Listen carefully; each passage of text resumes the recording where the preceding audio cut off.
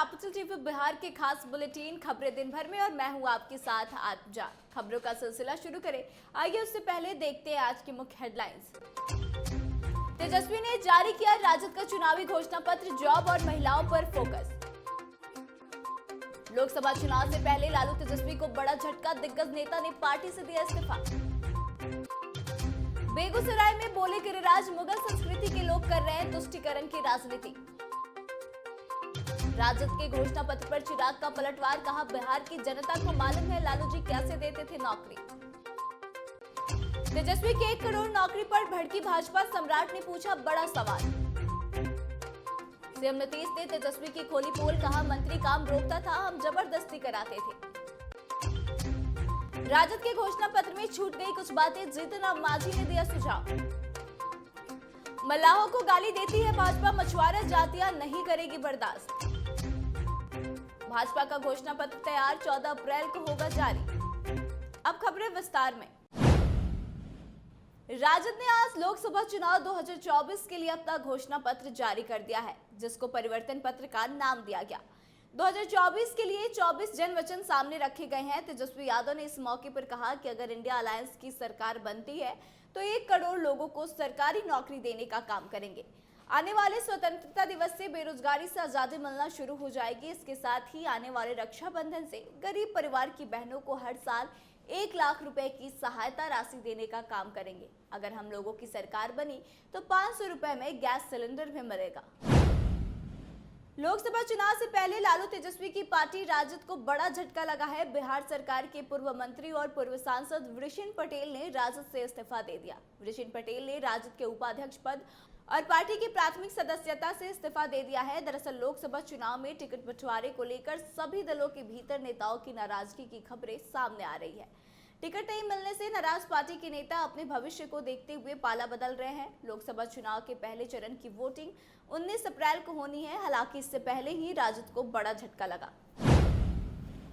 केंद्रीय मंत्री व बेगूसराय से एनडीए प्रत्याशी गिरिराज सिंह ने कांग्रेस पर जमकर हमला बोला। कहा कि कांग्रेस परिवारवाद की पार्टी है। बिहार में 40 की 40 सीटों पर उन्होंने एनडीए की जीत का दावा भी किया।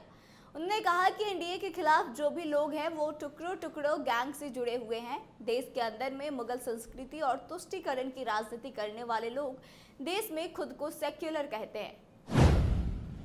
राजद ने आज लोकसभा चुनाव 2024 के लिए अपना घोषणा पत्र जारी कर दिया। ऐसे में अब चिराग पासवान ने राजद और लालू परिवार पर भी सवाल खड़े किए। चिराग ने कहा कि बिहार की जनता जानती है कि राजद के लोग किस तरीके से नौकरी देते हैं। चिराग का कहना है कि अच्छी बात है कि तेजस्वी नौकरी की बात कर रहे हैं, लेकिन उनको यह बताना चाहिए कि यदि यह लोग सही मायने में 1 करोड़ लोगों को नौकरी दे सकते हैं तो लंबे समय तक इन्हीं के परिवार के लोग सत्ता में रहे, तब क्यों नहीं दी नौकरी। यह बात तो हर कोई जानता है कि इन लोगों ने कैसे लोगों को नौकरियां दी थी। तेजस्वी की तरफ से 1 करोड़ रोजगार की बात कहने पर उप मुख्यमंत्री सम्राट चौधरी ने कहा कि लालू परिवार के लोगों ने यह नहीं बताया कि 1 करोड़ रोजगार देने के नाम पर जमीन कितनी लिखवाएंगे। उन्होंने कहा कि लालू प्रसाद यादव का पूरा परिवार सिर्फ और सिर्फ भ्रष्टाचार कर सकता है और भ्रष्टाचार के लिए पूरी तरह रोड मैप बनाया गया है कि 1 करोड़ नौजवानों को सपना दिखा करके उनकी जमीनों को कैसे लिखवाना है।